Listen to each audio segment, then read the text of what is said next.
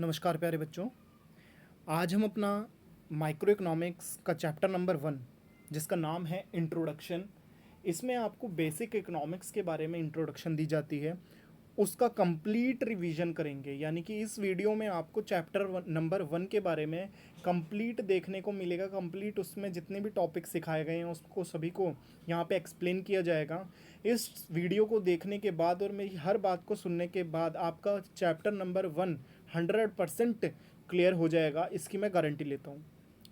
तो वीडियो को बहुत जल्दी आगे बढ़ा के ना देखें, बहुत शांति से जिस तरीके से चीज़ें बताई जाती हैं उसको वैसे ही देखें और आपको 1-1.5 घंटे की क्लास में आपका चैप्टर नंबर 1 यहाँ पे हम कंप्लीट कर देंगे। तो चलिए स्टार्ट करते हैं चैप्टर नंबर 1 का। जो टॉपिक मैं आपको डिस्कस करने वाला हूँ वो टॉपिक है हमारे इंट्रोडक्शन के बारे में पहले बात की जाएगी, स्कैरसिटी के बारे में बात की जाएगी, इकोनॉमिक प्रॉब्लम्स के बारे में बात की जाएगी, what to produce, how to produce, for whom to produce के बारे में बात की जाएगी, जो हमारी इकोनॉमिक प्रॉब्लम्स हैं जिसको हम central problem of an economy भी बोलते हैं। देन उसके बाद हम पॉजिटिव इकोनॉमिक्स और नॉर्मेटिव इकोनॉमिक्स के बीच में डिफरेंस को देखेंगे। उसके बाद हमारा नेक्स्ट टॉपिक रहेगा माइक्रो एंड मैक्रो इकोनॉमिक्स के बीच में डिफरेंस और central problem of economic central problem of economy, what to produce, how to produce, उसको और ज़्यादा इलेबोरेट करके देखेंगे। और फिर उसके बाद अपॉर्चुनिटी कॉस्ट, पीपीसी, पीपीएफ, ये सारी चीज़ें क्या हैं, इनको हम रिवाइज आज के वीडियो में करेंगे। मैं अतुल ठाकुर। अगर आपको वीडियो पसंद आए दोस्तों तो चैनल को लास्ट में सब्सक्राइब जरूर करें और नई आने वाली वीडियो की नोटिफिकेशन आपको मिलती रहे। वीडियो को लाइक करें, दोस्तों के साथ ज़्यादा से ज़्यादा शेयर करें। तो चलिए स्टार्ट करते हैं अपने टॉपिक को। चैप्टर का नाम है इंट्रोडक्शन। देखिए कितना अच्छा मैसेज है आपके पास यहाँ पे। नेवर स्टॉप लर्निंग, यानी परिस्थितियाँ कैसी भी हों हमें कभी भी अपना नई चीज़ों को सीखना बंद नहीं करना चाहिए। हमें हमेशा कुछ ना कुछ नया सीखते रहना चाहिए और कंटिन्यूस लर्निंग में बने रहना चाहिए। चलिए, जो हमारा इकोनॉमी होती है जिसको हम हिंदी में अर्थव्यवस्था बोलते हैं, वो होता क्या है एक्चुअल में जो हमारा इकोनॉमी है, इकोनॉमी जो वर्ड है, ये एक ऐसा सिस्टम है जो हमें प्रोवाइड करता है काम करने के लिए एक अपॉर्चुनिटी। यानी जहाँ पे हम काम कर सकते हैं, कोई वर्क कर सकते हैं और उस वर्क को करने के बाद जो उससे अर्निंग होगी उसकी हेल्प से हम लिविंग स्टैंडर्ड या अपना अपना जीवन यापन कर सकते हैं, अपनी ज़िंदगी जी सकते हैं। यानी इकोनॉमी एक ऐसा सिस्टम है जो लोगों को, पीपल्स को, जो प्रोवाइड करता है work, mean to work and living. और उसके बेसिस वहाँ से जब वो पैसा कमाएंगे, काम करके कुछ ना कुछ काम पैसा कमाएंगे, क्योंकि हमें पता है कि 3 तरीके की एक्टिविटीज़ होती हैं किसी भी इकोनॉमी में। प्राइमरी एक्टिविटीज़ हो सकती है, सेकेंडरी एक्टिविटीज़ हो सकती है, टर्शरी एक्टिविटीज़ हो सकती है। तो इंसान, कोई ह्यूमन बींग अगर इकोनॉमी में वर्क कर रहा है तो इसी तीनों में से किसी ना किसी एक्टिविटी में इन्वॉल्व होगा और वहाँ से वो अर्निंग करेगा और उस अर्निंग को अपने ऊपर खर्च करेगा, अपने फैमिली मेम्बर्स के ऊपर खर्च करेगा और उससे अपना लिविंग स्टैंडर्ड या अपनी जीवन यापन को वो करेगा। देखिए यहाँ पे एक बहुत सुंदर पिक्चर बनी हुई है, ये किसी मॉल का दृश्य है। अब इस मॉल में हमें ये समझ में आ रहा है कि कुछ लोग शॉपिंग करने जाते हैं। तो जब वो शॉपिंग करने जाएंगे तो उस टाइम पे क्या होगा कि उस मॉल में जो एज अ एम्प्लॉय वर्क कर रहा होगा या एज अ वो अकाउंटेंट वर्क कर रहा होगा, तो उसको वहाँ से वो क्या मिलेगी, वहाँ पे नौकरी मिलेगी, जॉब मिलेगी। और जो प्रोडक्ट यहाँ पे आए हैं उन प्रोडक्ट को भी किसी ना किसी ने बनाया होगा तो उसको भी काम मिला होगा। यानी ये इकोनॉमी एक ऐसा सिस्टम है जहाँ पे हम नई नई चीज़ों को, जहाँ पे हम वर्क को करते हैं और वर्क को करने से लोगों की अर्निंग होती है, सर्कुलर प्रोसेस चलने लग जाता है। यानी एक व्यक्ति सामान को बनाता है, उसकी वजह से उसको अर्निंग होती है, फिर वो अपने नीड के अकॉर्डिंग चीज़ों को खरीदता है और जिन चीज़ों को वो खरीदेगा तो उसकी वजह से किसी दूसरे की अर्निंग होगी। तो ये एक सर्कल हमारा चलने लगता है। तो इस फोटो में यही दिखाया गया, इस इमेज में यही दिखाने की कोशिश की गई है कि एक इकनॉमी इसी तरीके से रन करती है जहाँ पे एक का जो नीड होती है वो दूसरा फुलफ़िल करता है और उसकी हेल्प से उसको जो पैसा मिलता है वो उसको आगे जाके अपनी नीड के लिए यूज़ करता है। यानी एक सर्कुलर प्रोसेस यहाँ पे चलने लगता है। Vital process of an economy, किसी भी इकनॉमी में जो वाइटल प्रोसेसेस हैं, यानी कि कौन कौन से काम किए जाते हैं, कौन कौन सी एक्टिविटीज़ होती हैं, तो वो मेनली 3 टाइप्स की एक्टिविटीज़ हैं: प्रोडक्शन, कंजप्शन, इन्वेस्टमेंट और कैपिटल फॉर्मेशन। वर्ड इन्वेस्टमेंट भी यूज़ हो सकता है और कैपिटल फॉर्मेशन भी यूज़ हो सकता है। जैसे जो जो हमारा प्रोडक्शन है, प्रोडक्शन से हमें पता होना चाहिए कि प्रोडक्शन का मतलब है कि जब जब हम कोई रॉ मटेरियल लेंगे और रॉ मटेरियल को प्रोडक्शन में लगाएंगे और उसकी वजह से कुछ चीज़ नई बनेगी और उसको हम फिनिश्ड करके मार्केट में सेल करेंगे। तो ये हो गया, हम यहाँ पे रॉ मटेरियल को सेमी फिनिश्ड गुड्स से बदलते हुए फिनिश्ड गुड्स में चेंज कर रहे हैं, यानी कि उसकी पूरी होल प्रॉपर्टी रॉ मटेरियल की चेंज होती है। तो ये हमारा प्रोडक्शन है, ये एक एक्टिविटी होती है इकोनॉमी में। दूसरी एक्टिविटी है कंजप्शन करना, यानी कोई प्रोडक्ट है, हमें नीड है उस प्रोडक्ट की, हमने उस प्रोडक्ट को परचेज कर लिया और उसको कंज्यूम किया, तो ये भी एक इकोनॉमी में एक्टिविटी है। थर्ड है इन्वेस्टमेंट या फिर कैपिटल फॉर्मेशन। कैपिटल फॉर्मेशन से मतलब है जिस स्टैंडर्ड पे आप लास्ट ईयर थे, उस स्टैंडर्ड से उससे ज़्यादा आपने इस साल कितनी इन्वेस्टमेंट कर दी। एक एग्जांपल देता हूँ इसको समझाने के लिए। मान लीजिए आपने जब कंपनी इस साल के शुरू में स्टार्ट की तो उस टाइम पे आपके पास 3 मशीनें थी, और आपने जब इस साल के एंड में देखा तो आपके पास 5 मशीन्स थी। तो इस ईयर में आपने कितना इन्वेस्टमेंट किया या कितना कैपिटल फॉर्मेशन किया, तो उसको हम बोलेंगे 2 मशीन्स का हमने कैपिटल फॉर्मेशन किया। तो ये हमारी क्या है, इकोनॉमिक एक्टिविटीज़ होती है, जिसको हम वाइटल प्रोसेसेस ऑफ इकोनॉमी भी कहते हैं। 3 मेनली ये एक्टिविटीज़ होती हैं। अब जो एक टॉपिक है या एक मेन इसमें हमें समझ में आना चाहिए कि हम इकोनॉमिक्स की स्टडी क्यों करते हैं। The main reason for study economics can be simplified to a word scarcity. जब हम बात करते हैं कि हमें इकोनॉमिक्स को पढ़ने की ज़रूरत ही क्यों पड़ी, अर्थव्यवस्था अर्थशास्त्र को हमने पढ़ने की ज़रूरत ही क्यों पड़ी, तो हमें सिर्फ एक वर्ड मिलता है, स्कैरसिटी, कि हमें हर चीज़ की स्कैरसिटी है। हमेशा इकोनॉमिक्स में या हम अपने आप को देखें तो हर चीज़ की हमारे पास स्कैरसिटी रहती है। स्कैरसिटी का मतलब क्या होता है, किस कॉन्टेक्स्ट में हम उसको स्कैर बोल रहे हैं, कब किसी चीज़ को स्कैर बोलेंगे, तो उसको हम आगे देखते हैं। स्कैरसिटी का मेनली मीनिंग ये है कि जब हमारी डिमांड किसी चीज़ के लिए ज़्यादा हो और कंपैरेटिवली उसकी सप्लाई, उस कमोडिटी की या उस सर्विसेज की सप्लाई कम हो। तो जब डिमांड ज़्यादा होगी कंपैरिजन टू देयर सप्लाई, तो इट मीन्स कि उस कमोडिटी की, उस सर्विसेज की यहाँ पे क्या है, स्कैरसिटी है। देखिए, scarcity refers to limitation of supply in relation to demand, यानी वही बात बताई गई है यहाँ पे कि स्कैरसिटी का मतलब है कि लिमिटेशन टू ऑफ सप्लाई, यानी कि सप्लाई कम है किसके कंपैरिजन में, डिमांड के कंपैरिजन में। किसी भी कमोडिटी की सप्लाई कम है in comparison to their demand, यानी डिमांड ज़्यादा है और सप्लाई कम है, तो उस कमोडिटी को हम क्या बोलेंगे, स्कैर बोलेंगे। अब यहाँ पे जो ये डायग्राम शो किया गया है इसको देखेंगे।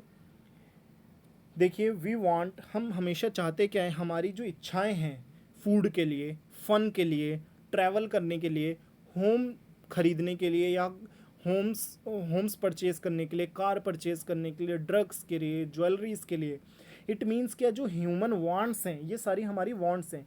ये जितनी भी यहाँ पे बोली गई हैं ये सारी की सारी हमारी क्या हैं, वांट्स हैं।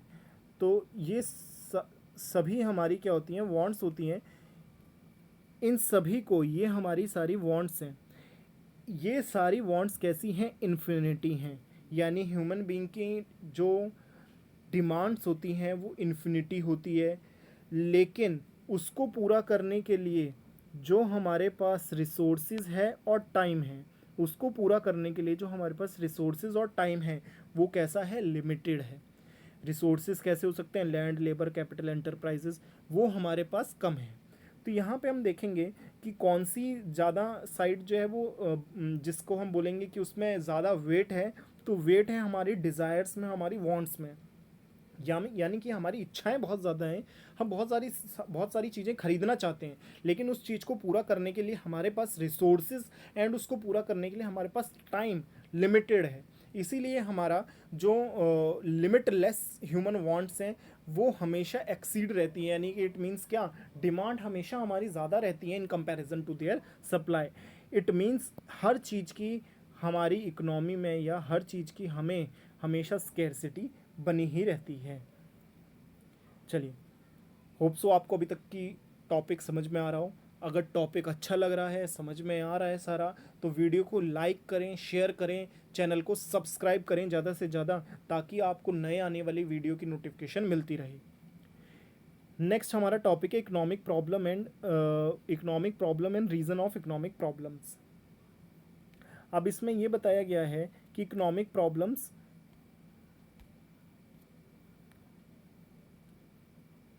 इसमें ये बताया गया है कि इकोनॉमिक प्रॉब्लम पहले तो है क्या। इकोनॉमिक प्रॉब्लम क्या है? Economic problem is a problem of choice involving satisfaction of unlimited wants out of limited resources having alternative uses.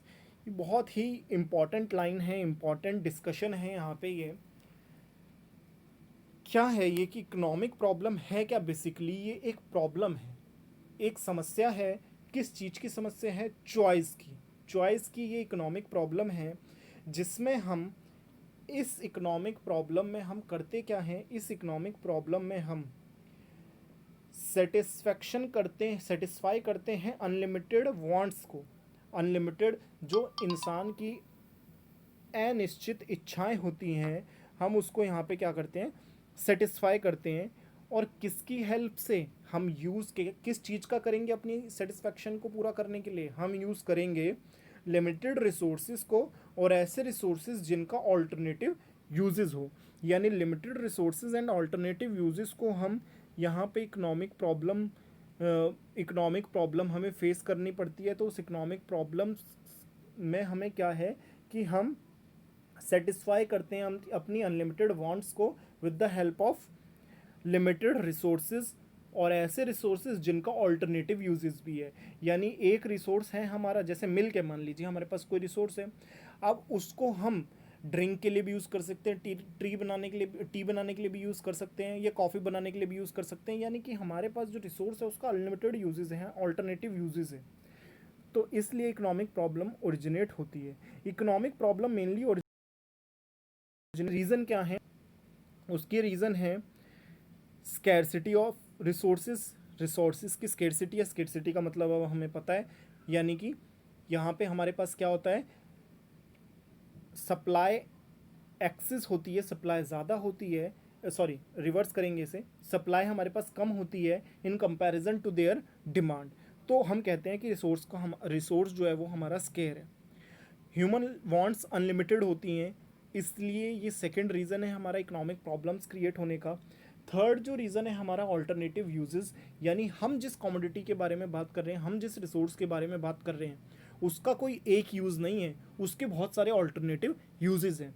तो ये रीज़न होता है हमारा इकोनॉमिक प्रॉब्लम का। चलिए नेक्स्ट स्लाइड पे चलते हैं। अब है हमारा मीनिंग ऑफ इकोनॉमिक्स, या इकोनॉमिक्स का मतलब क्या है। Economics is a social science. Economic एक सामाजिक विज्ञान है which study the way a society choose to use its limited resources. एक सामाजिक विज्ञान है जिसमें कोई भी जो सोसाइटी है वो ये चूज़ करती है कि जो उसके पास लिमिटेड रिसोर्सेज हैं, उन लिमिटेड रिसोर्सेज, जो वो रिसोर्सेज हैं, उनके यूजेस भी कैसे ऑल्टरनेटिव यूजेस हैं, और उन ऑल्टरनेटिव यूजेस होने के बावजूद उनसे हमें कौन सी गुड्स को प्रोड्यूस करना है। यानी हमारे पास रिसोर्सेज हैं, रिसोर्सेज की प्रॉपर्टी क्या है कि उनके ऑल्टरनेटिव यूजेस हैं। अब जो रिसोर्सेज हैं हमें उनको यूज़ करना है गुड्स एंड सर्विसेज बनाने के लिए, और जो गुड्स एंड सर्विसेज बनेंगी उस गुड्स एंड सर्विसेज को लोगों के बीच में डिस्ट्रीब्यूट भी करना है। तो ये इसी चीज़ की स्टडी हमारी इकोनॉमिक्स कही जाती है। यानी इकोनॉमिक्स एक सामाजिक विज्ञान है जो हमें ये बताता है, जिसमें हम ये स्टडी करते हैं कि जो रिसोर्सेज हैं हमारे, उन रिसोर्सेज का यूज़ जब हम प्रोडक्शन करने के लिए करेंगे, और उसकी प्रोडक्शन के बाद जो हमारे पास कमोडिटी बन के आएगी उसको हम लोगों के बीच में डिस्ट्रीब्यूट किस तरीके से करें ताकि हमारा जो वेलफेयर है वो मैक्सिमम हो पाए। यही हमारा इकोनॉमिक्स है।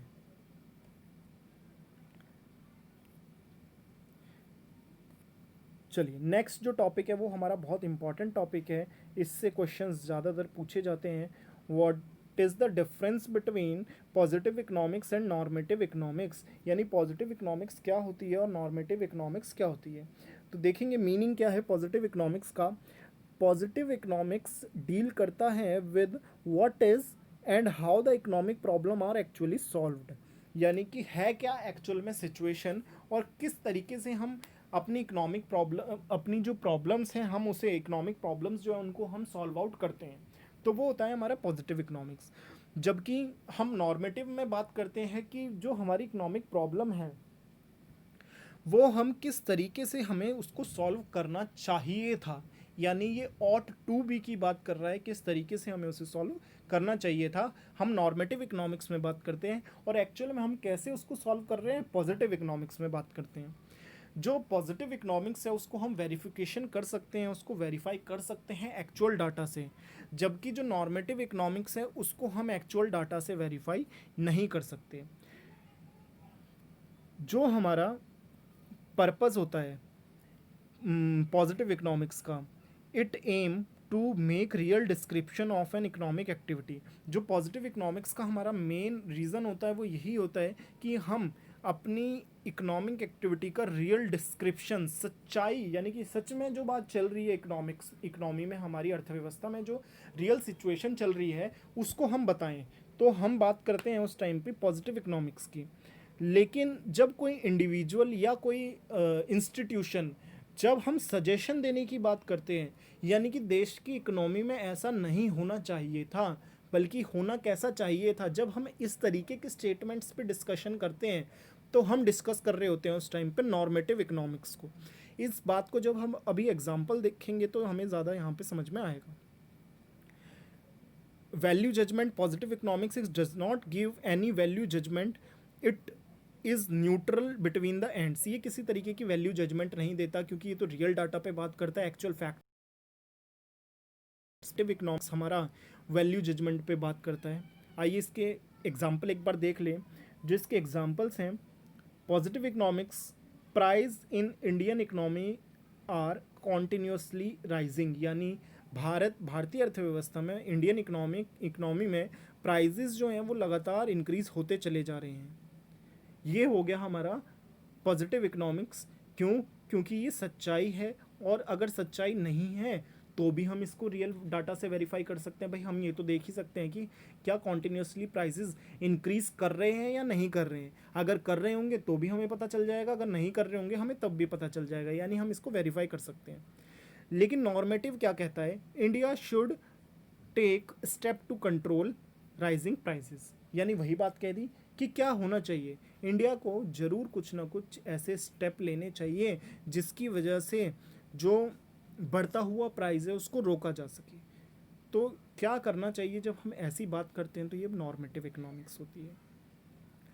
सेकंड एग्जांपल है, there are inequality in income in our economy. हमारी अर्थव्यवस्था में, हमारी इकोनॉमी में क्या है? इनइक्वालिटी है बहुत ज़्यादा, और ये एक्चुअल बात है। अगर नहीं है तो उसको वेरीफाई कर लो।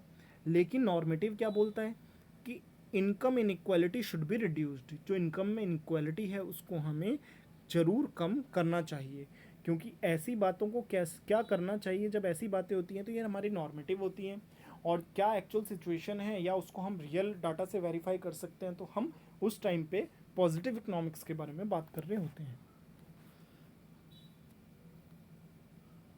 देखिए यहाँ पे बहुत सुंदर एक पिक्चर लगाई गई है आप लोगों के समझने के लिए। जैसे जो पॉजिटिव इकोनॉमिक्स होगी उसमें जो वर्ड्स यूज़ किए जाते हैं इज़, वाज, विल बी, जबकि जो नॉर्मेटिव इकोनॉमिक्स होती है उसमें वर्ड्स यूज़ किए जाते हैं ought to, should.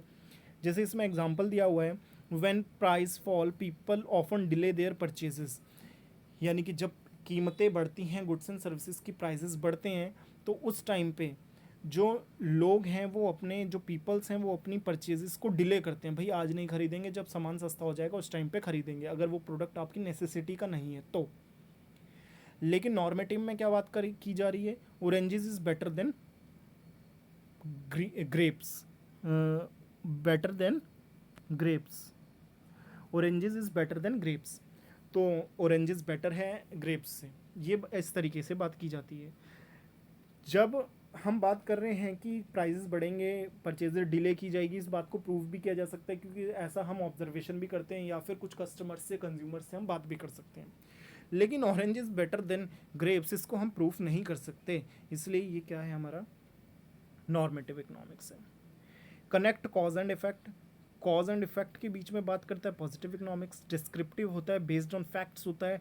Tell you what is objective, जबकि हमारा नॉर्मेटिव इकोनॉमिक्स रिकमेंडेशन पे बेस्ड होता है, not based on facts, facts पे बेस्ड नहीं होता। Tell you, should be, have been, perspective, subjective terms के बारे में बात की जाती है नॉर्मेटिव इकोनॉमिक्स में। चलिए, होप सो आपको समझ में आ गया हो। नेक्स्ट जो हम बात करेंगे, जिस टॉपिक के बारे में हम बात करेंगे नेक्स्ट, क्योंकि हमारी ये रिवीजन वीडियो चल रही है इसीलिए मैं थोड़ा सा टॉपिक तेज लेके चल रहा हूँ। अगर आपको किसी तरीके की कोई प्रॉब्लम आएगी तो मुझे कमेंट सेक्शन में बता सकते हैं, मैं उस पर्टिकुलर टॉपिक को अलग से बहुत आराम से समझाने का प्रयास करूँगा। चलिए देखते हैं इसमें। अब जो हम बात करेंगे वो बात करेंगे माइक्रो और मैक्रो के बीच में डिफरेंस का। देखिए यहाँ पे बहुत सुंदर एक डायग्राम है जहाँ से हमें काफ़ी हद तक बात क्लियर हो जाएगी। जो मैक्रो होता है वो हमारा होल सर्कल है, पूरे सर्कल की बात की गई है तो उसमें एरो बना के लिखा हुआ है मैक्रो इकोनॉमिक्स। यानी जब हम पूरी टोटल इकोनॉमी के बारे में बात करेंगे, होल इकोनॉमी के बारे में बात करेंगे, तो that is our macro economics. लेकिन जब हम पर्टिकुलर एक यूनिट के बारे में बात करेंगे तो उसको हम बोलेंगे माइक्रो इकोनॉमिक्स। जैसे कि इसमें स्मॉल सर्कल्स बनाए गए हैं और उस स्मॉल सर्कल को हम लिख रहे हैं यहाँ पे एरो बना के, दिस इज माइक्रो इकोनॉमिक्स। यानी जब हम होल इकोनॉमी के बारे में बात करेंगे तो that is called macro economics. जब हम सिंगल यूनिट के बारे में बात करेंगे that is called micro economics. चलिए देखते हैं इन दोनों के बीच में क्या डिफरेंस है। मीनिंग के बारे में बात करते हैं सबसे पहले। Micro economics is the part of economic theory which study the behaviour of individual unit of an economy. वही बात अभी जो हमने डिस्कस की कि माइक्रो इकोनॉमिक्स इंडिविजुअल यूनिट को डिस्कस करता है किसी इकोनॉमी में। किसी भी इकोनॉमी में जो इंडिविजुअल यूनिट है वो कंज्यूमर हो सकता है, प्रोड्यूसर हो सकता है, कोई एक सिंगल फॉर्म हो सकती है। जब हम उसको स्टडी करेंगे तो वो हमारा माइक्रो इकोनॉमिक्स है। जब हम एग्रीगेट होल इकोनॉमी को स्टडी करेंगे तो वो हमारा मैक्रो इकोनॉमिक्स है। जो टूल्स हैं हमारे पास माइक्रो इकोनॉमिक्स में स्टडी करने के, वो टूल्स हैं हमारे डिमांड एंड सप्लाई। जबकि जो टूल्स हैं हमारे पास मैक्रो इकोनॉमिक्स को स्टडी करने के लिए, वो टूल्स हैं हमारे पास aggregate demand and aggregate supply. जो बेसिक ऑब्जेक्टिव होता है हमारा माइक्रो इकोनॉमिक्स का, it aims to determine price of a commodity और फैक्टर ऑफ प्रोडक्शन। जो हमारा मेनली ऑब्जेक्टिव होता है कि हम जो गुड्स एंड सर्विसेज सेल कर रहे हैं मार्केट में, जिस चीज़ की डिमांड और सप्लाई है उसका प्राइस निश्चित हो पाए, उसका प्राइस डिसाइड हो पाए। या फिर factor of production, land, labour, capital, entrepreneurship जिसको बोला जाता है, उसके प्राइजेस सेट हो पाए, डिसाइड हो पाए। तो वो विद द हेल्प ऑफ हम माइक्रो इकोनॉमिक्स की स्टडी से करते हैं। ये आपको जब जैसे जैसे हम अपनी स्टडी को आगे बढ़ाते चले जाएंगे तो आपको ये बातें जल्दी से समझ में आती जाएंगी। जबकि जो मेनली हमारा मैक्रो इकोनॉमिक्स का जो एम है स्टडी का, वो एम है हमारा to determine income and employment level of the economy. कि इनकम और एम्प्लॉयमेंट लेवल किस तरीके से हम इकोनॉमी में डिसाइड करें, वो हमारा मैक्रो इकोनॉमिक्स का ऑब्जेक्टिव होता है। Degree of aggregation, it involve limited degree of aggregation. जैसे इसमें हम माइक्रो इकोनॉमिक्स में लिमिटेड डिग्री ऑफ एग्रीगेशन लेते हैं क्योंकि पर्टिकुलर सिंगल यूनिट के बारे में बात करते हैं, जबकि हम मैक्रो इकोनॉमिक्स में highest level of degree of aggregation लेते हैं क्योंकि एग्रीगेट डिमांड के बारे में बात करते हैं, बहुत लार्ज स्केल पे बात करता है, इसलिए यहाँ पे एग्रीगेट बातों को लेके चलना पड़ता है, ऑन एन अप्रॉक्स बातों को लेके चलना पड़ता है। जबकि हम माइक्रो इकोनॉमिक्स में ज़्यादातर कोशिश करते हैं कि हम फैक्ट्स पे बात करें, जो रियल सिचुएशन हो उसके ऊपर हम बात करें। बेसिक एजम्पशंस क्या है कि जब हम माइक्रो इकोनॉमिक्स को स्टडी कर रहे हैं तो मैक्रो वेरिएबल्स को कांस्टेंट मानेंगे। भाई गवर्नमेंट की पॉलिसी में किसी तरीके का कोई चेंज नहीं हो रहा, सेविंग एंड कंजप्शन में कोई चेंज नहीं हो रहा। जबकि हम जब मैक्रो पे बात करेंगे तो माइक्रो कॉन्सेप्ट्स को कांस्टेंट लेके चलेंगे। माइक्रो कॉन्सेप्ट जैसे किसी पर्टिकुलर इंडिविजुअल प्राइस, जो इंडिविजुअल प्रोडक्ट है उसका प्राइस में किसी तरीके का चेंजेस नहीं आ रहे, यानी हम एक सिंगल यूनिट के प्राइस की को कांस्टेंट लेंगे, यानी कि माइक्रो को कांस्टेंट लेंगे। सिंपल सी बात है, जब माइक्रो की स्टडी मैक्रो की टर्म्स कांस्टेंट, मैक्रो की स्टडी माइक्रो के टर्म्स कांस्टेंट। जो अदर नेम है, ये बहुत इंपॉर्टेंट बात है आपके लिए, जो अदर नेम है माइक्रो इकोनॉमिक्स का उसको हम प्राइस थ्योरी भी कहते हैं। अदर नेम है माइक्रो इकोनॉमिक्स का, उसको इनकम एंड एम्प्लॉयमेंट थ्योरी भी कहते हैं। एग्जाम्पल क्या है, individual income, individual output micro economics का, national income, national output macro economics का। होप सो आपको वीडियो अभी तक की पूरी समझ में आ रही होगी, सारे टॉपिक्स क्लियर हो रहे होंगे। अगर किसी तरीके की कोई प्रॉब्लम आती है तो मुझे कमेंट सेक्शन में बिल्कुल आप निश्चिंत होकर लिख सकते हैं, मैं उसका आंसर करने का प्रयास करूँगा। देखिए अब इसमें एक बहुत सुंदर यहाँ पे डायग्राम बना हुआ है, central problem of an economy. Central problem होती है किसी भी इकोनॉमी में, गवर्नमेंट भी लगी हुई है, इंडिविजुअल प्राइवेट शेयर होल्डर्स भी लगे हुए, प्राइवेट इन्वेस्टर्स भी लगे हुए हैं। वो उनकी सबकी कोशिश क्या है कि इकोनॉमी ऊपर बढ़ती चली जाए, इकोनॉमी लगातार कांस्टेंट कॉन्टिन्यूस इंक्रीज करे। लेकिन इसी के बीच में हमारी कुछ सेंट्रल प्रॉब्लम्स होती हैं जो तीन है हमारी basically: what to produce, how to produce, for whom to produce. यहाँ पे एक राइट साइड और डायग्राम बना हुआ है जिसमें ये बताया गया है, अभी जो हमने पढ़ा था सेंट्रल प्रॉब्लम्स के रीज़न क्या होते हैं। सेंट्रल प्रॉब्लम्स के रीजंस थे हमारे unlimited human wants, limited resources, and third था यहाँ पे हमारा ऑल्टरनेटिव यूजेस ऑफ रिसोर्सेज, जिसकी वजह से हमारे जो रिसोर्सेज होते हैं उनकी स्कैरसिटी क्रिएट हो जाती है। अब जब रिसोर्सेज हमारे पास स्कैर्स हैं तो हमें डिसीजन लेना पड़ेगा what to produce, how to produce, for whom to produce. यानी हम गुड्स कौन सी बनाएं, क्या बनाएं, कैसे बनाएं, किसके लिए बनाएं। ये तीन हमारी जो प्रॉब्लम्स हैं सेंट्रल प्रॉब्लम ऑफ इकोनॉमी के नाम से जानी जाती है। देखिए व्हाट टू प्रोड्यूस के बारे में जो प्रॉब्लम है उसमें हम बात करते हैं कि हम कौन सी कमोडिटी को बनाएं। भाई मार्केट में क्या सिचुएशन है, किस चीज़ की डिमांड की जा रही है मार्केट में, या कि क्या हमारी इकोनॉमी की सिचुएशन है, उसको देख के हम डिसाइड करते हैं कि हमें कंज्यूमर गुड्स बनानी है जैसे ब्रेड एंड बटर बनाना है, या हमें वॉर टाइम्स की गुड्स बनानी है जैसे हमें टैंक्स बनाने हैं, फायर के लिए हमें गन्स बनानी है, या फिर हमें कैपिटल गुड्स ज़्यादा बनानी है यानी मशीनें वगैरह ज़्यादा बनानी है। यानी मार्केट में किस चीज़ की डिमांड है हम उसको स्टडी करके उसके अकॉर्डिंग क्या बनाना है ये देखेंगे, क्योंकि हम हर चीज़ नहीं बना सकते जिसका रीज़न है स्कैरसिटी ऑफ रिसोर्सेज। इसलिए हमें चॉइस करनी होगी व्हाट टू प्रोड्यूस।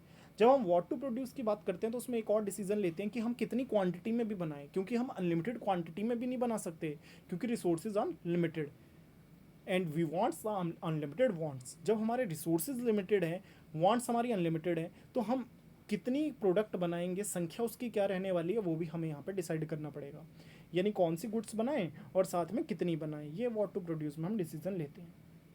जो सेकंड है हमारा हाउ टू प्रोड्यूस, वो हमारा टेक्निक से रिलेटेड एक कॉन्सेप्ट है, टेक्निक से रिलेटेड वो प्रॉब्लम है।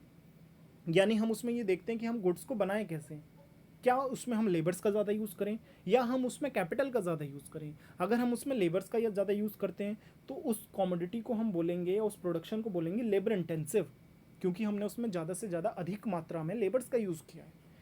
अगर हम कैपिटल का यूज़ करेंगे तो हम उसको बोलेंगे कैपिटल इंटेंसिव, क्योंकि उसमें हमने ज़्यादा से ज़्यादा कैपिटल का यूज़ किया है। अब कोई भी इकोनॉमी किस तरीके की गुड्स बनाएगी, लेबर इंटेंसिव बनाएगी या कैपिटल इंटेंसिव बनाएगी, ये डिपेंड करता है कि उस देश में लेबर्स ज़्यादा अवेलेबल हैं या नहीं। अगर ज़्यादा लेबर अवेलेबल होंगे जैसे इंडिया है, क्योंकि पॉपुलेशन ज़्यादा है, पुअर पीपल्स ज़्यादा हैं, ज़्यादा आसानी से वर्कर्स यहाँ पे काम करने के लिए मिल जाते हैं, तो यहाँ पे लेबर इंटेंसिव टेक्निक को यूज़ करना फ़ायदेमंद रहेगा। जबकि जो डेवलप्ड नेशन है जहाँ पे मशीनें ज़्यादा आसानी से मिल सकती हैं जबकि लेबर्स बहुत मुश्किल से मिल सकते हैं, तो वहाँ पे कैपिटल इंटेंसिव टेक्निक को ज़्यादा यूज़ करना रहेगा। जो हमने गुड्स एंड सर्विसेज बना दी उसकी हेल्प से कुछ लोगों को इनकम हुई होगी, उसको हमें डिस्ट्रीब्यूट करना है, यानी उसको हम डिस्ट्रीब्यूट करना है। तो फॉर होम टू प्रोड्यूस में यही बेसिकली प्रॉब्लम आती है कि हम किसके लिए, फॉर होम टू प्रोड्यूस किसके लिए हम बना रहे हैं। जो गुड्स कोई एक इंसान प्रोडक्शन में लगा हुआ है वो केवल, मान लीजिए कोई बिस्किट फैक्ट्री में काम करता है तो वो केवल बिस्किट नहीं कंज्यूम करेगा, वो तो उस बिस्किट की फैक्ट्री में काम करके पैसा कमाएगा और उसके बाद उस पैसे का यूज़ करेगा अपनी नेसेसिटीज़ के लिए, अपनी ज़रूरतों के लिए, अपनी नीड्स के लिए उसको यूज़ करेगा। तो हम फॉर होम टू प्रोड्यूस में डिस्ट्रीब्यूशन की बात करते हैं कि जो यहाँ पे प्रोडक्शन हुआ उसके बाद लोगों को उनके काम के हिसाब से पैसे का डिस्ट्रीब्यूशन करना। तो ये बेसिकली हमारी थ्री सेंट्रल प्रॉब्लम्स हैं: what to produce, how to produce, for whom to produce. देखिए अभी तक हमने एक तरीके से आप मान सकते हैं कि 1/3 चैप्टर को कंप्लीट कर लिया है, और जो जितना भी आपको मैंने बातें बताई हैं होप सो आपको वो सारी समझ में आ गई हों। अगर आपको उसमें कोई भी प्रॉब्लम आती है आप मुझे कमेंट्स में लिख सकते हैं। वीडियो पसंद आ रही है वीडियो को लाइक करें, चैनल को सब्सक्राइब करें, ज़्यादा से ज़्यादा दोस्तों के साथ शेयर करें ताकि उनका भी फ़ायदा हो सके। अब जो आगे हम बात करने वाले हैं वो टॉपिक हमारे रहेंगे opportunity cost, production possibility frontier जिसको हम पीपीएफ के नाम से जानते हैं, प्रोडक्शन पॉसिबिलिटी शेड्यूल जिसको हम पीपीएस के नाम से जानते हैं, मार्जिनल अपॉर्चुनिटी कॉस्ट जिसको हम MOC के नाम से जानते हैं, मार्जिनल रेट ऑफ ट्रांसफॉर्मेशन जिसको हम MRT के नाम से जानते हैं। तो इन टॉपिक्स को हम अब नेक्स्ट बात करेंगे। इसके बाद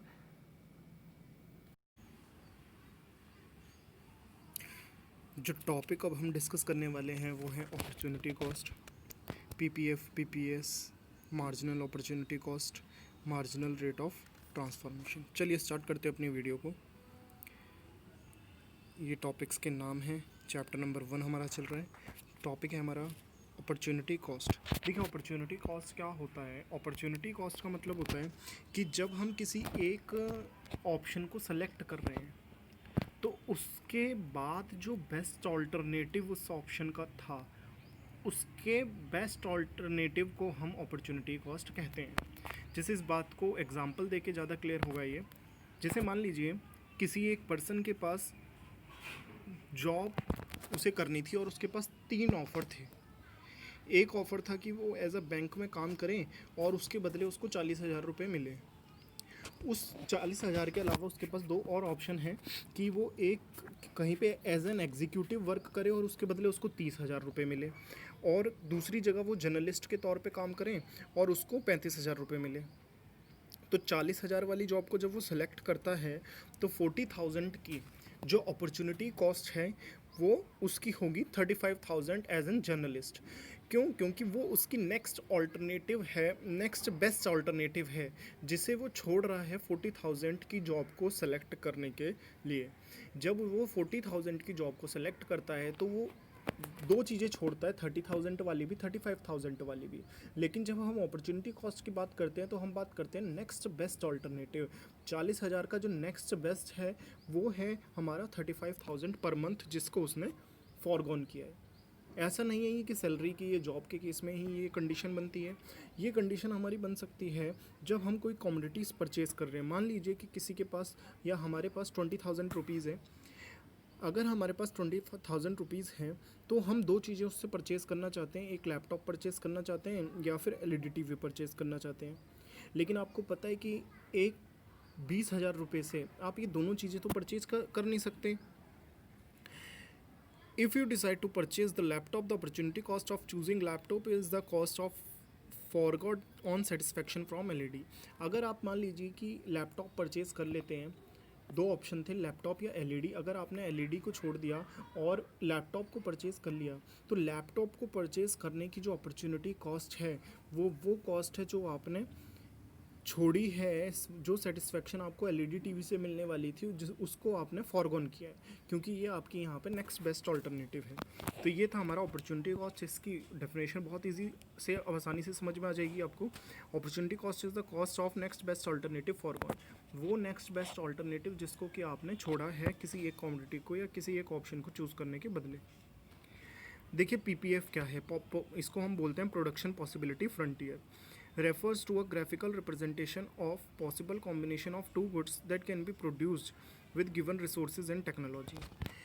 जो PPF है हमारा, वो PPF होता है हमारा graphical representation of possible combination of 2 goods.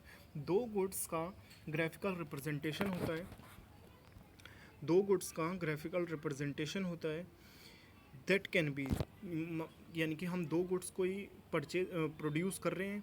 मान लीजिए एक हम गन प्रोड्यूस कर रहे हैं, एक बटर प्रोड्यूस कर रहे हैं। तो अगर ये दोनों गुड्स को हम प्रोड्यूस करेंगे तो इसके बहुत सारे कॉम्बिनेशंस बन सकते हैं। जैसे अगर हम सारे जितने भी यूनिट्स बना रहे हैं, मान लीजिए 10 यूनिट्स मैक्सिमम गन की बन सकती है, तो मैक्सिमम 10 यूनिट्स हम गन के बना दें और 0 यूनिट बटर के बनाएं, या फिर 9 गन बनाए 1 यूनिट बटर के बनाए। इस तरीके से बहुत सारे ऑप्शंस हो सकते हैं हमारे पास। तो उन सारे ऑप्शंस को हम क्या बोलेंगे, पॉसिबल कॉम्बिनेशंस। पॉसिबल मतलब इतनी ये चीज़ें, ये कॉम्बिनेशन इससे बनना संभव है। और ये जो हम कॉम्बिनेशन बना रहे हैं किस चीज़ का बना रहे हैं, 2 गुड्स का बना रहे हैं। यानी कि अभी तक की बात यहाँ तक हमें क्लियर होनी चाहिए। प्रोडक्शन पॉसिबिलिटी फ्रंटियर क्या है? It is the graphical representation of possible combinations, क्योंकि वेरियस पॉसिबल कॉम्बिनेशंस हैं।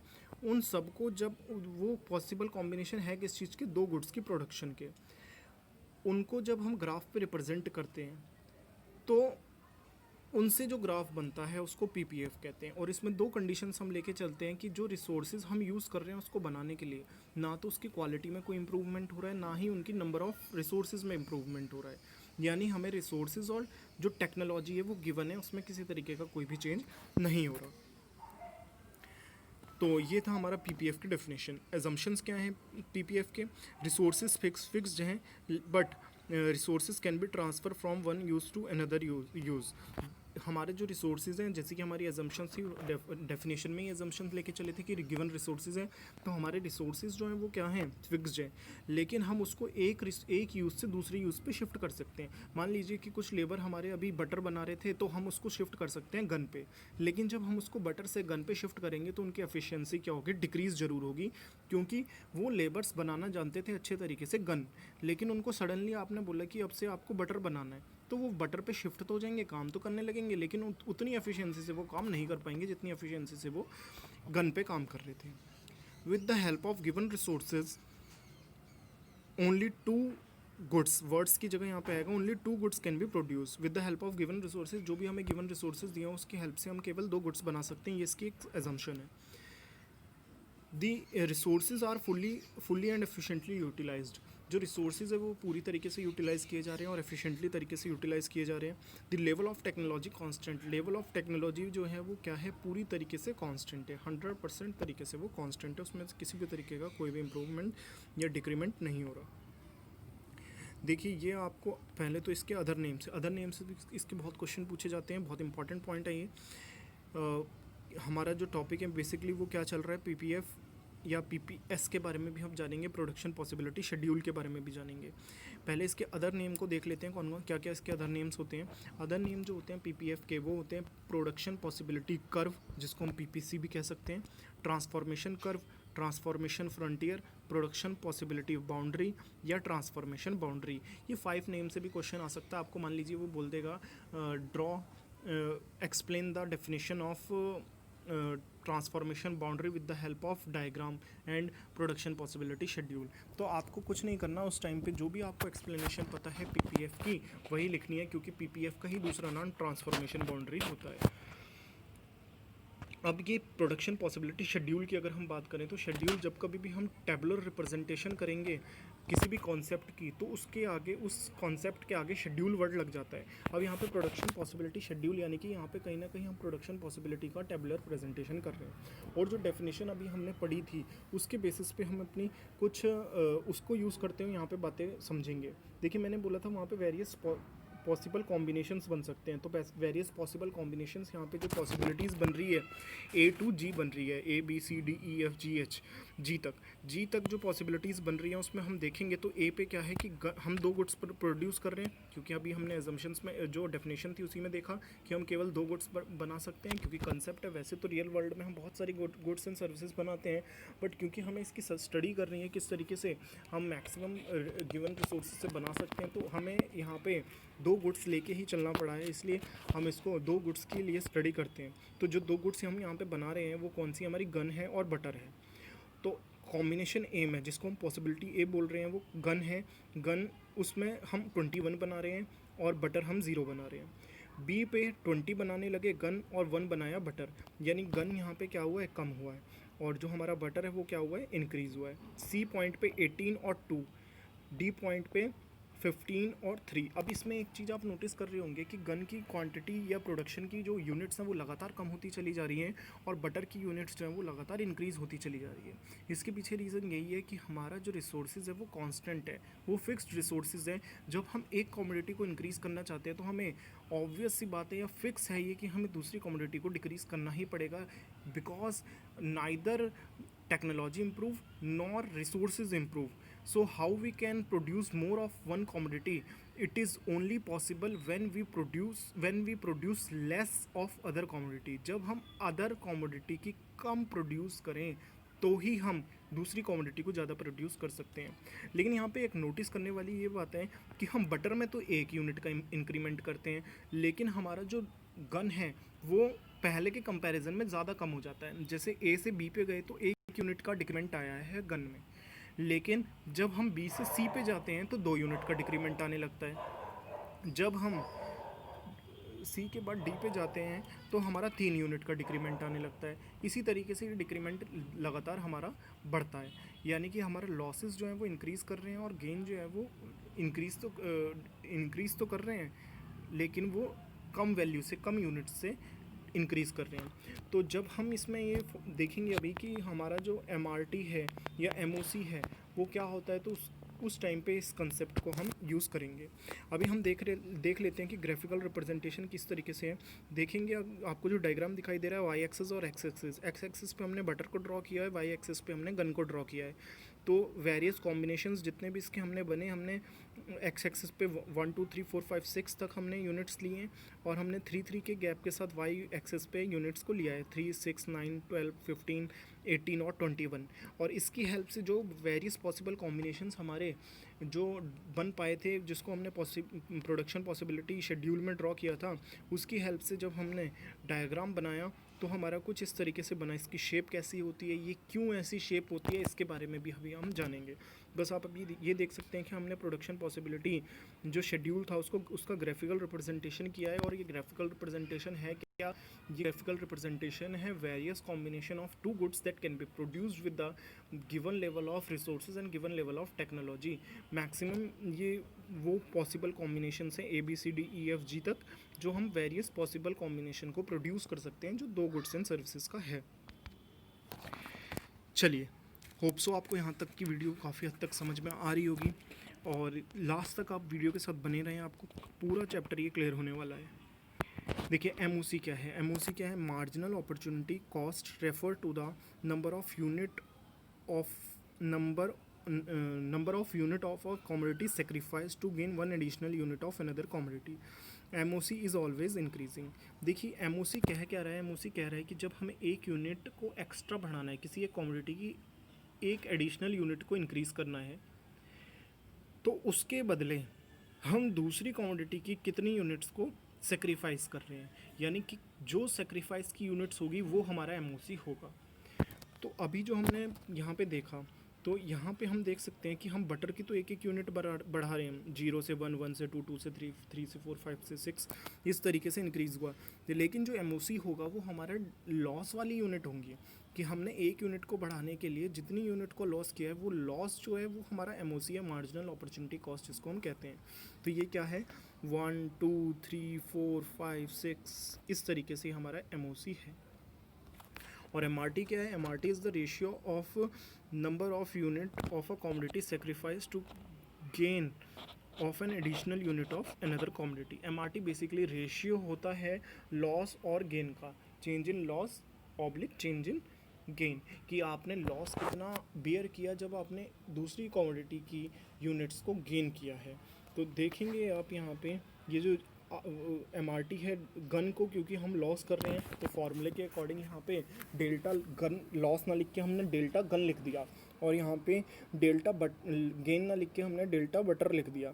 और 1G यानी कि 1 गन का सेक्रीफाइस किया फॉर 1 बटर के लिए, और 2G यानी कि 2 गन का सेक्रीफाइस किया 1 बटर के लिए। इसी तरीके से आगे MRT हमारा बढ़ता चला गया। तो ये ratio basically delta loss upon delta gain का। चलिए आगे चलते हैं। इसमें हम MOC MRT भी आपको क्लियर हो चुका है। तो यहाँ तक अगर आपको वीडियो समझ में आ रही हो तो चैनल को सब्सक्राइब ज़रूर करें, और हमारे साथ बने रहिए वीडियो की लास्ट तक। जो अब नेक्स्ट जो टॉपिक हमारा हम लेने वाले हैं, properties of PPF shift and rotation in PPF के बारे में हम पढ़ेंगे।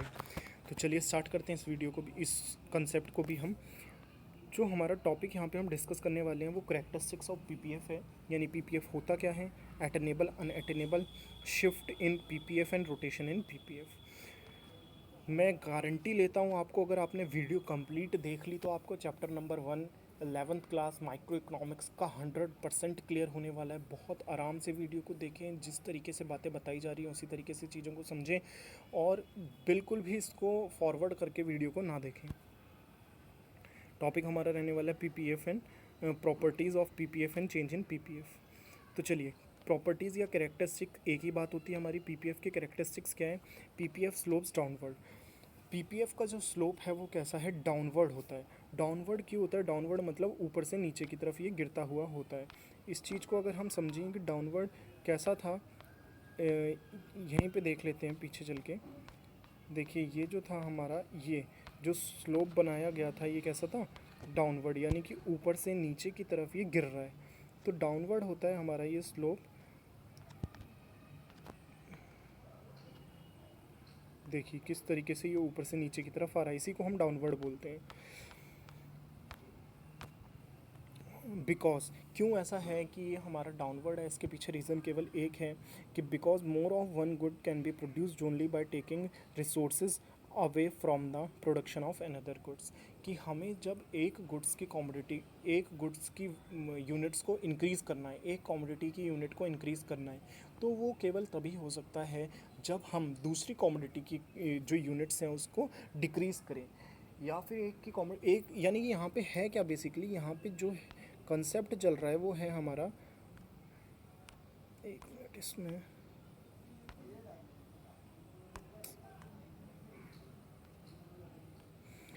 ये इस तरीके से कुछ बनाया जा रहा है। अब इसमें यहाँ पे वाई एक्सिस में एक कॉमोडिटी है और एक्स एक्सिस में एक कॉमोडिटी है। अगर हम यहाँ पे एक्स को बढ़ाते हैं तो वाई को हमें यहाँ पे रिड्यूस करना पड़ेगा, और अगर एक्स को कम करते हैं तो वाई को इंक्रीज़ करना पड़ेगा। यानी आपस में एक्स और वाई का रिलेशन कैसा है, नेगेटिव। तो जब हमारा नेगेटिव रिलेशन होता है तो उसकी वही रीज़न है हमारा, किस चीज़ का, वही रीज़न है हमारा जो स्लोप ऑफ पीपीएफ डाउनवर्ड होता है। कॉनकेव शेप सेकंड है हमारा, कॉनकेव शेप होता है। क्यों? क्योंकि हमारा एमआरटी जो होता है वो इंक्रीजिंग होता है। एमआरटी हमेशा हमारा मार्जिनल रेट ऑफ ट्रांसफॉर्मेशन जो होता है वो हमारा इंक्रीजिंग होता है। इंक्रीजिंग होने का मतलब क्या है, more and more of one unit can be are sacrifice to gain an additional unit of another commodity. जैसे कि अभी हमने देखा कि जब हमें एक कॉमोडिटी को गेन करना था, यानी एक कॉमोडिटी की कुछ यूनिट्स को गेन करना था, तो हमें दूसरी कॉमोडिटी की जो यूनिट्स हैं वो पहले के कंपैरिजन में ज़्यादा हमें सेक्रीफाइस करना पड़ा। इन शॉर्ट हमें हुआ क्या, इन शॉर्ट हमारा इस रेशियो को जो बताता है वो एमआरटी बताता है। और जब हमारा एमआरटी को देखते हैं तो ये change in loss divided by change in gain होता है। यानी ये चेंज इन गेन और change in loss upon change in gain जो होता है वो लगातार कैसा होता है, इंक्रीजिंग होता है। ये लगातार इंक्रीज़ कर रहा है, लगातार बढ़ रहा है। यही रीज़न है कॉनकेव शेप होने का पीपीएफ का।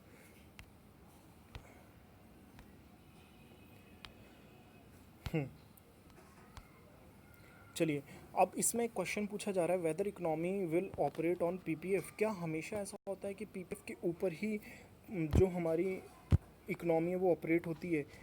पीपीएफ के ऊपर होने का मतलब है, जैसे ये पीपीएफ है, ये वाई एक्सिस है, ये एक्स एक्सिस है, यहाँ पे एक कॉमोडिटी बनाई जा रही है, यहाँ पे हम गन बना रहे हैं, तो यहाँ पे हम बटर बना रहे हैं। तो हम क्या हमेशा जो इकोनॉमी है वो इसी के ऊपर ऑपरेट होती है, कहीं ना कहीं इस कर्व के ऊपर ही ऑपरेट होती है, या इसके अंदर भी ऑपरेट हो सकती है? जैसे ये जो डॉट्स बनाई जा रही हैं यहाँ पे भी ऑपरेट हो सकती है, ये यहाँ पे भी ऑपरेट हो सकती है, जो बाहर बनाए जा रहे हैं। क्या ऐसा होता है? यही क्वेश्चन यहाँ पे पूछा गया है। तो जो हमारी इकोनॉमी है वो ऑन पीपीएफ ऑपरेट होगी, यानी पीपीएफ के ऊपर ऑपरेट होगी जब हम रिसोर्सेज को फुल्ली एंड एफिशिएंटली यूटिलाइज़ कर रहे हैं, यानी कि बिल्कुल भी हम किसी रिसोर्स को बर्बाद नहीं कर रहे और उसको 100% यूटिलाइजेशन कर रहे हैं। उसको हम बिल्कुल भी बर्बाद नहीं कर रहे, उसको हम बिल्कुल भी वेस्टेज नहीं कर रहे और उसका एफिशिएंट यूटिलाइजेशन भी कर रहे हैं। उसके पीपीएफ के अंदर हमारी इकोनॉमी ऑपरेट होगी कब? जब हम उसका 100% फुल्ली यूटिलाइजेशन नहीं कर रहे होंगे, या फिर हम उसको फुल्ली यूटिलाइज या एफिशिएंटली यूटिलाइज नहीं कर रहे होंगे। तो हम अपनी कैपेसिटी जितना हम जहाँ तक प्रोडक्शन कर सकते हैं वहाँ तक प्रोडक्शन ना करके हम उसके कहीं ना कहीं अंदर ऑपरेट करेंगे। और जब हम बाहर जाने की बात करते हैं, पीपीएफ के बाहर की बात करते हैं, तो वो हमारी अवेलेबल प्रोडक्टिव कैपेसिटी से बाहर की बात होती है, उतना हम अटेन नहीं कर सकते। एज इट इज़ अनअटेनेबल, यहाँ पे आएगा अन, एन नहीं, अनअटेनेबल आएगा, ये एन की जगह वर्ड आएगा अनअटेनेबल। अनअटेनेबल, अनअटेनेबल हो जाता है वो कॉम्बिनेशन हमारे लिए। तो इस तरीके से हम देख सकते हैं कि हमारी इकनॉमी या तो अंदर ऑपरेट करेगी पीपीएफ के जब हम इनएफिशिएंटली यूटिलाइजेशन ऑफ रिसोर्सेज करेंगे, या फिर वो ऑन द पीपीएफ ऑपरेट करेगी। जो बाहर की बात चली जाती है या पीपीएफ के बाहर की बात होती है वो हमारे लिए अनअटेनेबल होती है। देखेंगे इसको, यहाँ पे ज़्यादा अच्छे से समझ में आएगा। यहाँ पे हमें 3 पॉइंट्स बेसिकली दिखाए गए हैं।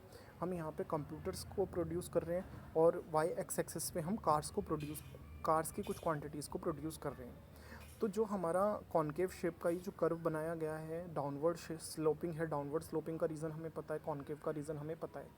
डाउनवर्ड का रीज़न है हमारा हम वन कमोडिटी को इंक्रीज़ करते हैं, दूसरे को रिड्यूस करते हैं, और जो कॉन्केव होने का रीज़न है वो है हमारा MRT इंक्रीजिंग। तो इस पे 3 पॉइंट्स हम देख पा रहे हैं, A, B और C। जो B पॉइंट है वो ऑन द PPF है। ऑन द PPF का होने का मतलब है all the resources are fully and efficiently utilised, यानी ना तो कोई रिसोर्सेज वेस्टेज हो रहा है, ना ही हम उसको कहीं ना कहीं ऐसे यूज़ कर रहे हैं कि उस रिसोर्सेज का हमें कोई नुकसान हो रहा है। और जो A पॉइंट है वो A पॉइंट जो है हमारा अटेनेबल है, बट यहाँ पे हम कहीं ना कहीं रिसोर्सेज को कुछ वेस्टेज कर रहे हैं, एफिशिएंटली यूटिलाइज नहीं कर पा रहे। तो A और B दोनों ही हमारे लिए अटेनेबल है। अटेनेबल का बेसिकली मतलब होता है कि हम यहाँ इन पॉइंट्स तक पहुँच सकते हैं ऑब्वियसली। लेकिन C पॉइंट की अगर हम बात करें तो वो रिसोर्सेज हमारी रीच से, वो पॉइंट, वो जो कॉम्बिनेशन है वो पॉइंट हमारी रीच से बाहर का है। वहाँ तक हमें पहुँचने के लिए अपने रिसोर्सेज को या अपनी टेक्नोलॉजी को इम्प्रूव करना पड़ेगा, तभी हम वहाँ तक पहुँच सकते हैं। तो इसीलिए जो C पॉइंट है वो हमारे लिए अनअटेनेबल है। तो ये था हमारा अटेनेबल और अनअटेनेबल। होप सो आपको वीडियो पसंद आ रही होगी, सारे कंसेप्ट्स क्लियर हो रहे होंगे। अगर वीडियो अच्छी लग रही है तो लाइक और सब्सक्राइब जरूर करें, दोस्तों के साथ शेयर करें। चलिए आगे चलते हैं। अब हमारा कंसेप्ट है कि हमारा जो PPF होता है क्या वो हमेशा कॉन्केव ही होगा। बेसिकली हमने देखा कि हमारा PPF जो था वो कॉन्केव शेप था। जो यहाँ पे फर्स्ट नंबर पे डायग्राम बन रहा है वो हमारा कॉन्केव शेप है। तो जब हम कॉन्केव शेप की बात कर रहे हैं, एक मिनट, तो ये हमारा कॉन्केव शेप है, ये स्ट्रेट लाइन है और ये हमारा कॉन्वेक्स है। तो अब ये क्वेश्चन पूछा जा रहा है कि हमारा हमेशा कॉन्केव शेप का ही PPF बनाया जाता है, या कभी ये स्ट्रेट लाइन का भी हो सकता है, या कभी ये कॉन्वेक्स शेप का भी हो सकता है। तो इसको समझने के लिए हमें ये देखना होगा कि हमारा MRT या हमारा MOC क्या कहता है। जब हम बात करते हैं जब हम बात करते हैं यहाँ पे मार्जिनल अपॉर्चुनिटी कॉस्ट की या MRT की, क्योंकि इसका स्लोप कौन डिसाइड करता है, इसका स्लोप डिसाइड करता है MRT या फिर MOC। तो जब हमारा MRT इंक्रीजिंग होगा या MOC इंक्रीजिंग होगा तो हमारी जो शेप बनेगी वो कॉन्केव बनेगी। इंक्रीजिंग अपॉर्चुनिटी कॉस्ट, लगातार लॉसेस अगर आपके इंक्रीज़ होते चले जाएं in comparison to the gain, तो आपका जो शेप बनने वाला है बिकॉज ऑफ इंक्रीजिंग MRT या because of increasing MOC marginal opportunity cost, आपकी शेप बनने वाली है PPF की, PPC की, ट्रांसफॉर्मेशन कर्व की, ट्रांसफॉर्मेशन बाउंड्री की शेप बनने वाली है कॉन्केव। अगर आपका MOC रेयरली या MRT रेयरली कांस्टेंट हो जाए तो आपकी जो शेप बनेगी वो कैसी बनेगी, स्ट्रेट लाइन। क्योंकि उस केस में जब हम बात करते हैं लॉस अपॉन गेन की जब हम बात करते हैं तो ये कैसा रहने वाला है हमारा, ये रहने वाला है हमारा कांस्टेंट। तो जब हमारा कांस्टेंट रहने वाला है MRT, तो उस टाइम पे कांस्टेंट MRT के केस में हम क्या करते हैं, हमारा जो कर्व बनता है वो स्ट्रेट लाइन का बनता है कुछ इस तरीके से। और अगर हमारा जो कॉन्वेक्स शेप बनना होगा PPF का, तो कॉन्वेक्स शेप बनने के लिए हमारा जो अपॉर्चुनिटी कॉस्ट है उसको डिक्रीजिंग होना पड़ेगा। Opportunity cost, marginal opportunity cost या MRT कुछ भी हो सकता है, उसको डिक्रीजिंग होना होगा। यानी जब MRT डिक्रीजिंग होगा तो हमारा ये वाली शेप बनेगी, जब कांस्टेंट होगा तो हमारी ये वाली शेप बनेगी, जब इंक्रीजिंग होगा तो हमारी ये वाली शेप बनेगी। और जनरली जो हमारा जो PPF का शेप होता है वो कॉन्केव शेप होता है। क्यों? क्योंकि हमारा MRT ज़्यादातर इंक्रीजिंग होता है।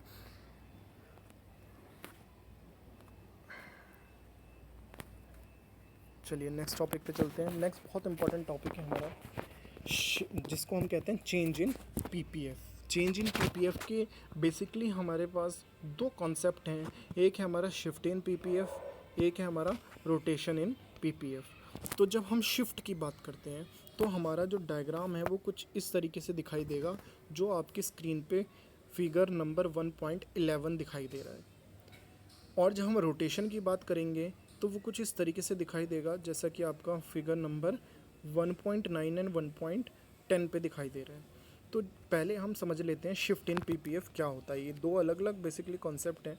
जब हम शिफ्ट की बात करते हैं तो हमारे शिफ्ट दो तरीके से हो सकता है, आउटवर्ड भी या राइटवर्ड भी और लेफ्टवर्ड भी या इनवर्ड भी, दोनों ही तरीके से शिफ्ट हो सकता है। जब हम शिफ्ट की बात करते हैं तो हमारा दोनों ही कॉमोडिटी एक्स और कॉमोडिटी बाई वाई, दोनों ही कॉमोडिटीज़ पे हमारे रिसोर्सेज या टेक्नोलॉजी बढ़ने की वजह से प्रोडक्शन की पॉसिबिलिटीज़ इंक्रीज़ कर जाती हैं।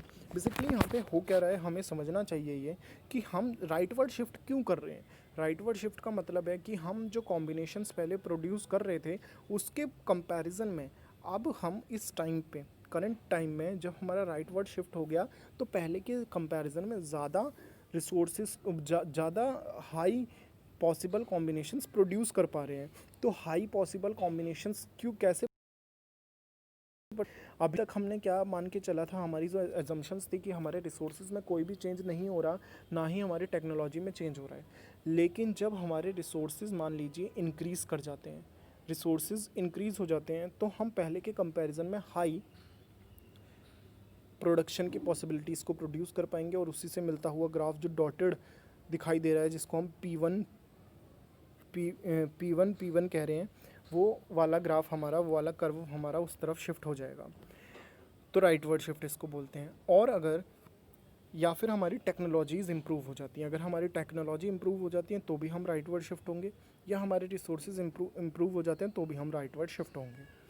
लेकिन इसका रिवर्स हो जाए, अगर इसका रिवर्स हो जाए, इनवर्ड शिफ्ट कब होगा, तो इसका जस्ट उल्टा होगा कि हमारी टेक्नोलॉजी डिग्रेड हो गई, हमने पुरानी टेक्नोलॉजी से प्रोडक्शन करना शुरू कर दिया, या फिर हमारे जो रिसोर्सेज थे because of earthquake, because of natural calamities, वो हमारे रिसोर्सेज क्या हुए, वो हमारे रिसोर्सेज ख़राब हो गए, बर्बाद हो गए। तो उस कंडीशन में हम P2 जो हमारा जो कर्व की लाइंस हैं वहाँ हम शिफ्ट हो जाएंगे, इसको हम इनवर्ड शिफ्ट के हेल्प से इनवर्ड शिफ्ट बोलेंगे। तो ये है हमारा राइटवर्ड शिफ्ट और लेफ्टवर्ड शिफ्ट। डी पॉइंट पे इसमें रिप्रेजेंट किया हुआ है, जिसको हम एटेनेबल कॉम्बिनेशन बोलेंगे, लेकिन वो अंडर यूटिलाइजेशन ऑफ रिसोर्सेज है। तो राइटवर्ड शिफ्ट कब होगा, जब हमारे रिसोर्सेज इंप्रूव होंगे या टेक्नोलॉजी इंप्रूव होगी। लेफ्टवर्ड शिफ्ट कब होगा, जब हमारे रिसोर्सेज कम हो जाएंगे, या फिर हम उसको अंडर यूटिलाइजेशन करने लगेंगे, ख़राब हो जाएंगे हमारे resources because of some reasons, and हमारी टेक्नोलॉजी या फिर वो टेक्नोलॉजी जो है हमारी, वो कैसी हो, वो डिग्रेड हो जाए, तो हमारा लेफ्टवर्ड शिफ्ट हो जाएगा। क्योंकि पहले के कंपैरिजन में हम कम पॉसिबिलिटीज़ कॉम्बिनेशंस बना पाएंगे, कम वैल्यू के, कम यूनिट्स के पॉसिबल कॉम्बिनेशंस को बना पाएंगे। अब हम सेकंड कॉन्सेप्ट की तरफ चलते हैं, जो हमारा रोटेशन ऑफ पीपीएफ। जो हमारा रोटेशन ऑफ पीपीएफ है, उसको हम पहले, आप फिगर नंबर 1.9 को मैं एक्सप्लेन कर रहा हूँ, उसको देखिए जब हम फिगर नंबर 1.9 की बात कर रहे हैं तो उसमें क्या हो रहा है कि हमारा ओरिजिनल जो कर्व है, वो कर्व है हमारा पीपीएफ ओरिजिनल कर्व है ए बी कर्व है हमारा। एक्स एक्सिस पे हम बटर बना रहे हैं, वाई एक्सिस पे हम गन्स को बना रहे हैं। तो जो हमारा रोटेशन हो रहा है, देखिए रोटेशन ए पॉइंट, यानी कि गन में कोई भी चेंज नहीं हो रहा, गन की प्रोडक्शन की वैल्यू में कोई भी चेंज नहीं हो रहा, लेकिन हमारा बटर में कुछ ना कुछ ऐसा चेंज हो रहा है जिसकी वजह से वो रोटेट हो रहा है राइटवर्ड और लेफ्टवर्ड। अब राइटवर्ड या फिर लेफ्टवर्ड कैसे रोटेट हो सकता है पीपीएफ हमारा किसी एक कॉम्बिनेशन पे, किसी एक कॉमोडिटी पे। पहले तो हमें ये ध्यान रखना होगा, जब एक कॉमोडिटी पे फिक्स रहे हमारा पॉइंट और दूसरी कॉमोडिटी का पॉइंट राइटवर्ड शिफ्ट हो या लेफ्टवर्ड शिफ्ट हो, तो उसको हम रोटेशन बोलते हैं। यहाँ पे हमारी बटर जो कॉमोडिटी है उसमें राइटवर्ड या फिर लेफ्टवर्ड शिफ्ट हो रहा है। तो जो हमारा राइटवर्ड शिफ्ट, राइटवर्ड रोटेशन जिसको हमने लिखा है इस कंडीशन में, यानी जब हमारा कर्व ए सी हो गया होगा, जो हमने डॉटेड लाइन से रिप्रेजेंट किया हुआ है, ये कब हुआ होगा, जब हमारे बटर के, सिर्फ बटर बनाने वाले रिसोर्सेज इंप्रूव हो गए, या फिर बटर बनाने वाली टेक्नोलॉजी इंप्रूव हो गई, इंक्रीज़ हो गई। तो जब ऐसा हुआ होगा तो ये राइटवर्ड रोटेट हो गया फॉर बटर, और इसको हम रोटेशन कहेंगे एक्स एक्सिस पे या बटर कॉमोडिटीज़ पे। जब इसका रिवर्स हो गया बटर की कंडीशन में, यानी कि वो हमारे रिसोर्सेज डिग्रेड हो गए या अंडर यूटिलाइजेशन हो गया रिसोर्सेज का, या फिर हमारी टेक्नोलॉजी जो हम बटर बनाने में यूज़ कर रहे थे, दोनों चीज़ें बटर की ही होंगी, गन की यहाँ पे हमारी कांस्टेंट रहेंगी, गन में कोई चेंज नहीं हो रहा, हमारे बटर बनाने में हमारा लेफ्टवर्ड या फिर राइटवर्ड मूवमेंट हो रही है। तो जब ये कम हो जाएंगे, रिसोर्सेज हमारे कम हो जाएंगे या फिर टेक्नोलॉजी डिग्रेड हो जाएगी, तो ये लेफ्टवर्ड शिफ्ट होगा। तो हमारा जो नया कर्व बनेगा वो बनेगा ए डी कर्व हमारा बनेगा। तो इस तरीके से हमारा फिगर नंबर 1.1 है। इसको हम बोल सकते हैं rotation on x axis, rotation for commodity on the x axis, यानी कि जो भी हमारी कमोडिटी एक्स एक्सिस पे वहाँ पे हमारी रोटेशन हो रहा है। जब हमारा rotation for commodity on the Y axis होगा तो हम देख रहे हैं बटर की सेम ऐसा ही जैसा अभी हमने बटर की कंडीशन में स्टडी किया, वैसा ही अगर हमारा गन की कंडीशन में होने लगा, यानी कि बटर में हमारा जो रिसोर्सेज हैं वो कांस्टेंट रहें, टेक्नोलॉजी जो है वो कांस्टेंट रहे, लेकिन गन की कंडीशन जो हमारी गन कमोडिटी है, वाई एक्सिस पे जो कमोडिटी है उसके रिसोर्सेज इम्प्रूव कर जाएं या फिर टेक्नोलॉजी इम्प्रूव कर जाए, तो हमारा जो नई जो पीपीएफ बनने वाला है वो है पीपीएफ हमारा बी सी हमारा पीपीएफ बनेगा, रोटेट हो जाएगा बी-सी के लिए, राइटवर्ड रोटेशन होगा ऑन द वाई एक्सिस। और अगर इसी कंडीशन में इसी चीज़ को हम देखें तो हम अगर लेफ्ट वर्ड की बात देखें या हमारे रिसोर्सेज डिग्रेड हो रहे हैं या हमारी टेक्नोलॉजी डिग्रेड हो रही है, तो वो जो कॉम्बिनेशन हमारी जो पीपीएफ रोटेट हो जाएगा वो हो जाएगा बी ए से लेफ्टवर्ड, जो नया कर्व बनेगा बी डी बनेगा। तो ये हमारा है rotation of PPF either on I x axis और वाई एक्सिस। तो कुछ इस तरीके से इसको हम क्या नाम देते हैं, चेंज इन पीपीएफ भी इसको बोलते हैं। चेंज इन पीपीएफ के बेसिकली दो कंसेप्ट हैं, एक है हमारा शिफ्ट इन पीपीएफ और एक है हमारा रोटेशन ऑफ पीपीएफ। तो थैंक यू, बहुत बहुत आपने पूरी वीडियो देखी और होप सो आपको कंप्लीट बातें सारी समझ में आ गई होंगी। और मैं इस बात की गारंटी भी लेता हूँ अगर आपने वीडियो को स्किप किए बिना देखा है, बहुत जल्दी फॉरवर्ड करके नहीं देखा, तो आपको 100% बातें समझ में आ गई होंगी। और अगर आपको और ऐसी ही वीडियो चाहिए तो चैनल को ज़रूर सब्सक्राइब करें, लाइक करें वीडियो को, ताकि हमें मोटिवेशन मिले नई वीडियो बनाने का।